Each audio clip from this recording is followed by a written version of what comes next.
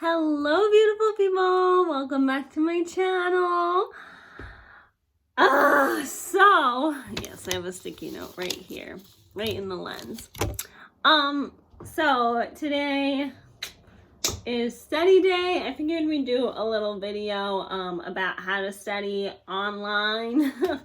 Because I've been taking online classes now for like almost 2 years. And it's kind of been a mix of like, because at first I didn't know what I wanted to get my master's in.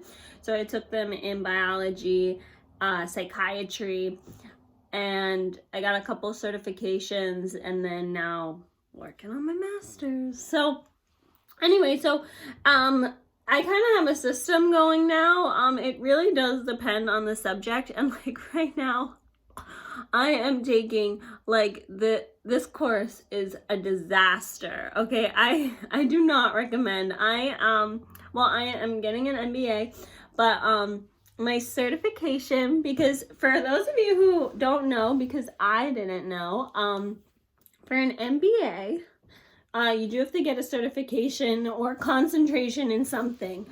Even in undergrad, those business majors, like they had to, have a focus in something.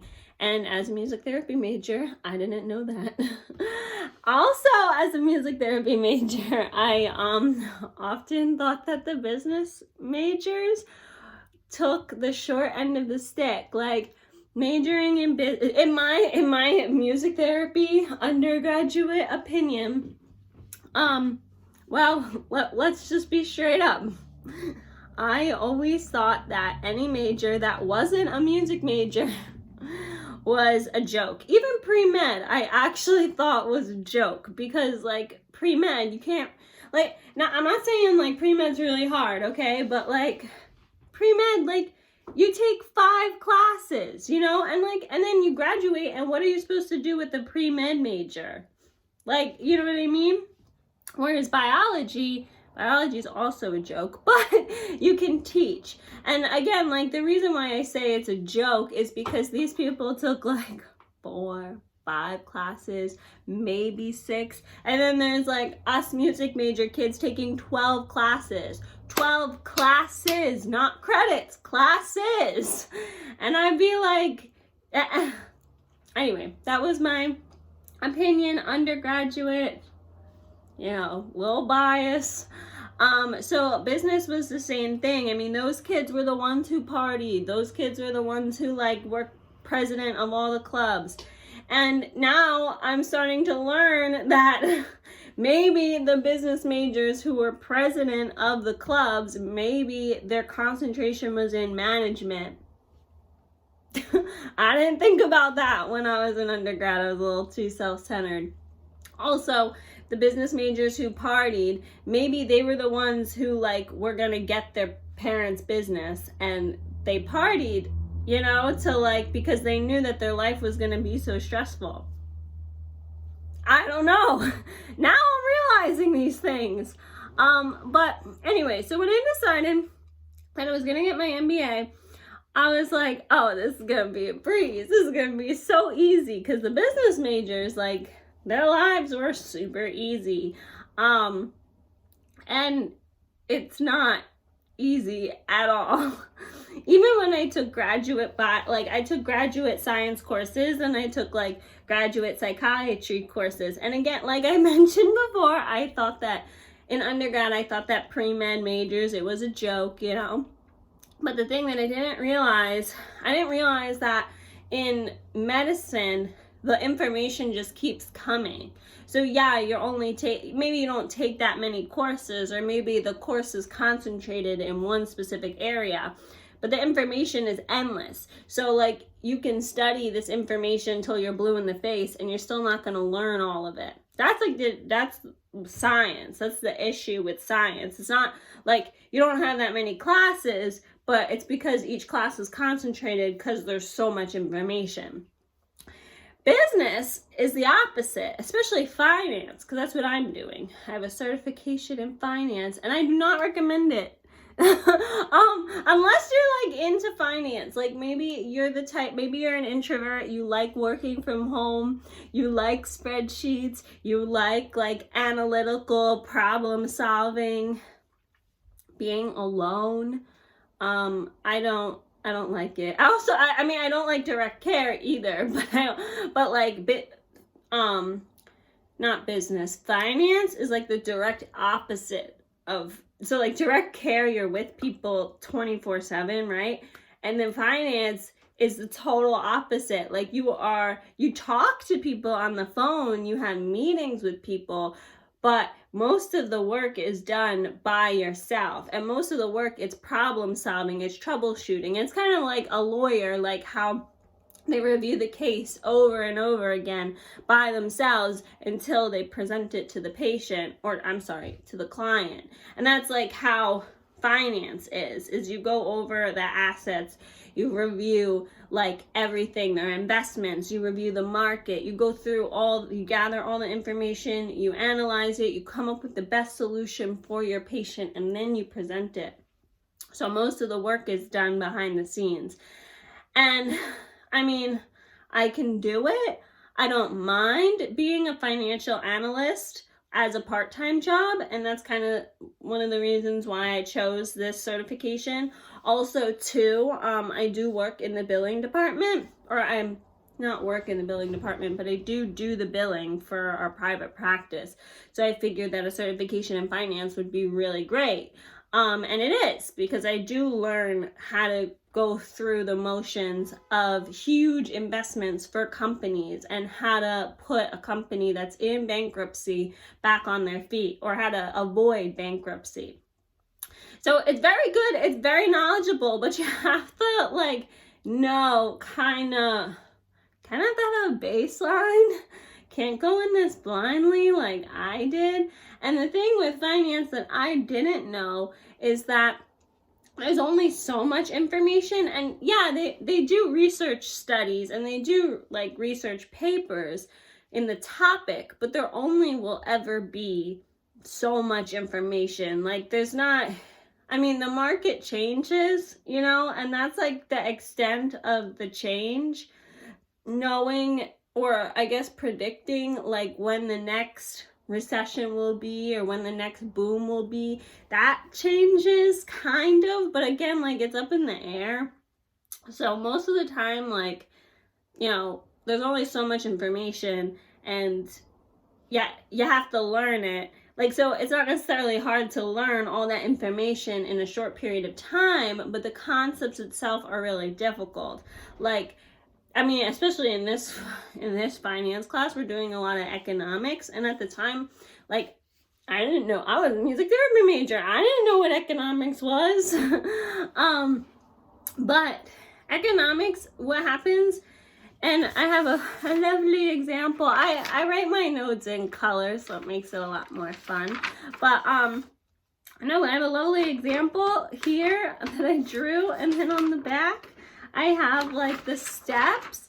But for example, this is looking at how to invest to make a profit in international finance. And this is kind of like a very abstract concept, because you can't, that's another thing, is these financial things are very abstract. So like nowadays, like we can't really invest or like exchange money into different currencies to make a profit. Like, I mean, you might be able to make a couple dollars here and there, but you can't make millions of dollars like in our problems here. So it is very abstract. But like, what the point that I'm trying to make is that the problems are all like this, where it's like you have to go through 6 to 10 steps usually to figure it out. And then then I draw a diagram, but to make it make sense. But that's economics. So like finance is just going through the motions and taking the variables that they give you in the problem and applying it to an algebraic equation, and knowing like why you're doing what you're doing. That's finance. But economics, it's like that same concept, except when you apply it, there's like 5, 6, 7, 8, 9, 10 steps. So there's lots of room for error. And that's why spreadsheets are really great, because like they kind of avoid error. I think personally collaboration would also help, but again, I'm not in economics, I'm in finance. So it's not that difficult. Anyway, let's get back on topic here. So I follow this guide when I study, and I'm about to study soon.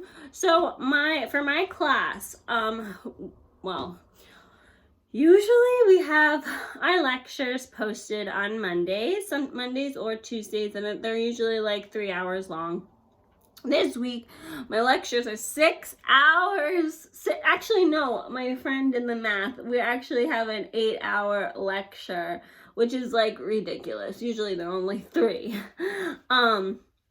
Yeah, so I have, we're gonna have the 3-hour lecture that they're gonna post it tomorrow. Then I already have a significant amount that's currently been posted, and then on Tuesday they're gonna post the remainder amount, so it's a lot. Anyway, so the lectures that are posted right now are kind of supplementary to the PowerPoints, like, because it's lecture, PowerPoint, and then like video explanation. So what I have here is video explanations, and it's for stuff that like I kind of already know. It's just talking it through in more detail and how the information like carries over into an international financial market. So the point of the matter is that when I study, yeah, so what happens, so I follow like pre-lecture. It's always good to go through and read the PowerPoints like before you watch the lecture. So the information that's already posted, that's like just explaining what's on the PowerPoint. It kind of goes with the PowerPoint, if that makes sense, like word for word.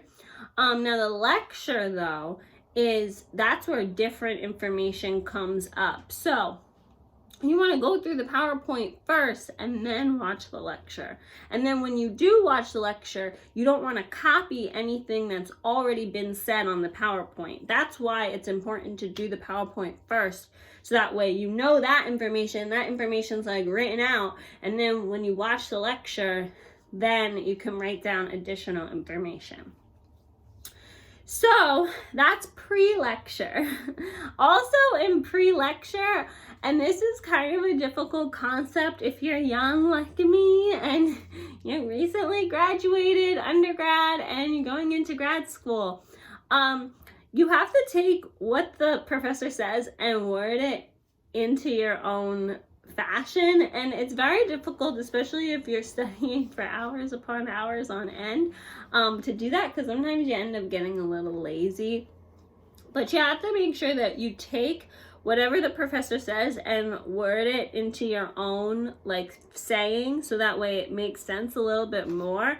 So that's what you have to do when you go through the PowerPoints, and then you also have to do that when you go through the lecture. So it's one of those small things, but like it actually takes more mental energy than you would expect, especially if you're straight out of undergrad and you were just used to memorizing like me. Okay, then for the lecture, you want to make sure that like, you just don't copy anything that's already been said. After the lecture, so this is, okay, so when I was in when I took biology, I did those 2 steps. Then after the lecture, I went over my notes less than 24 hours after I was given the information, so that way it stays fresh. And I found that really helps with biology, going over, reading, studying, understanding it again. With this stuff though, it doesn't necessarily work. So what I do, because this is like more algebraic math problem wise, what I do is I take the work because like my teacher, they give us work problems, but like if your professor doesn't, you can always like just Google like, oh, work problem for like this textbook or this chapter. I've done that before too, even though they give us work problems. So then I'll go through the work problems, and then Like, okay, I find the correct answer, right? But then I write down, like, how did I get the right answer? Like, what was it in the slides? Usually it wasn't. And then I'll write down, like, okay, here's the math behind why, and then blah, blah, blah, blah. Like, and that's where I'll start to notice, like, oh, if I don't understand something, then I'll start to go through it, and then I'll be like, wait, I don't understand. Like last week, for example, we were going through investments. So what happens is you start with you start with like US currency, and then do you invest it in euros or do you keep it in US currency? And then like, how do you make a profit? Like, we want to make a profit. So like, what do you do? And we want that profit to be in euros. So what are you going to do? And so I was like going through the motions and like, okay, so I'm just going to give you an example. So like so I was going through like, okay, I read the problem. Okay, you invest in euros. You borrow in euros and you invest in US dollars. This is how much you get after the fact. The investment in euros is going to equal this after the fact. And then here's how you get, the total. And then I get the total, and then it wouldn't line up with the answer that I chose. So then I had to rework the problem in order to get the correct answer. And that's exactly what I mean, is like sometimes you know the answer. At least for me, like you can kind of figure it out, like, oh, well, if ABC like lines up, and like then I'll choose this one because D is different, But once you go through the motions, then you really start to notice, like, if you don't understand something. And that's actually another study method that I used to do in my other finance class. Not necessarily this one, but in my other finance class, where you just like, it's like you kind of like word vomit whatever you learned. So you kind of just spat out like what you know, what you learned. And then once you come up with an error or something that you don't remember, then you're like, oh, let me go back and review it. But in this context, since most of it's math, I don't do that. I don't like spat out what I've learned, because like that's not necessarily what's tested. What's tested is, here's the equation, like, can you do it? And can you do it in like a short period of time? Because all of my exams are timed. It's ridiculous. It's ridiculous. It's like a 5-hour test and we only get like 2 hours to do it. It's annoying, but you gotta make it work. So that's what I do. So you read the PowerPoint first, then when you do the lecture, you only write down things that weren't mentioned in the PowerPoint, and you write it down in your own words. Then post-lecture, you go through the motions, like to make sure that you actually understood the material. Going through the motions could be studying, could be rewriting it. Like when I did medical terminology, I used to write out the letters, like as if I was in first grade learning how to spell. I used to do that with the medical terminology. Like that's one way. With this, I'll like write it out like an algebraic equation. And then the last step that I do is check in with my classmates. And so we have assignments due. So actually for my online class, we get the material on Sunday, and then we have Sunday, Monday, Tuesday to learn it, and then you're tested Wednesday, Thursday, Friday, Saturday. So usually on Wednesdays, I'll meet with my classmates and we'll kind of go over the material.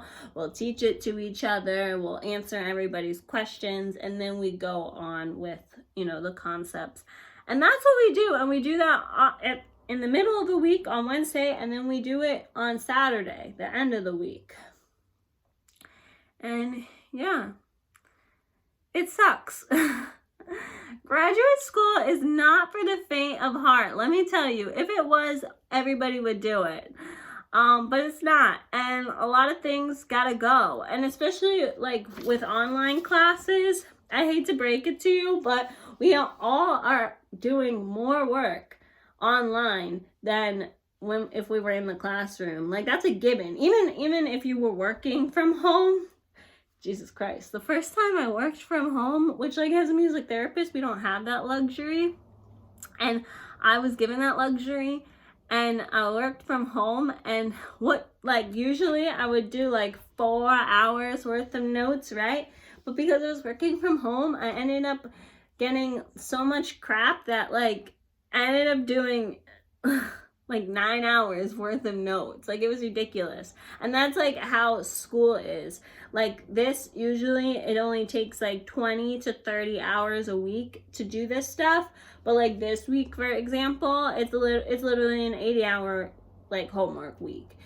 And so yeah, so you have to keep that in mind, especially because it's hard. Like, you know, you could sleep in, you don't have that 8 a.m., you know, you can go out, go for a walk when it's sunny outside, but then you can't because you got a million things to do. So anyway, but it's a catch-22. Like, school's great, and no one's gonna take it away from you, and I think that's really important because, like, I mean, getting married is wonderful, having kids is wonderful, having a pet is wonderful, but they're not all going to be in your life forever. And I hate to break it to you. I mean, we all know pets die, kids move on, or grow up, I should say.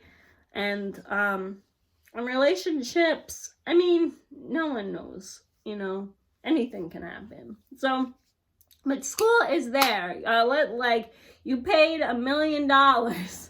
It's here. It's there to stay. So that's why I love school. I think it's great. And now I'm going to get to work. All right. Have a beautiful day, everybody. I love you. Bye.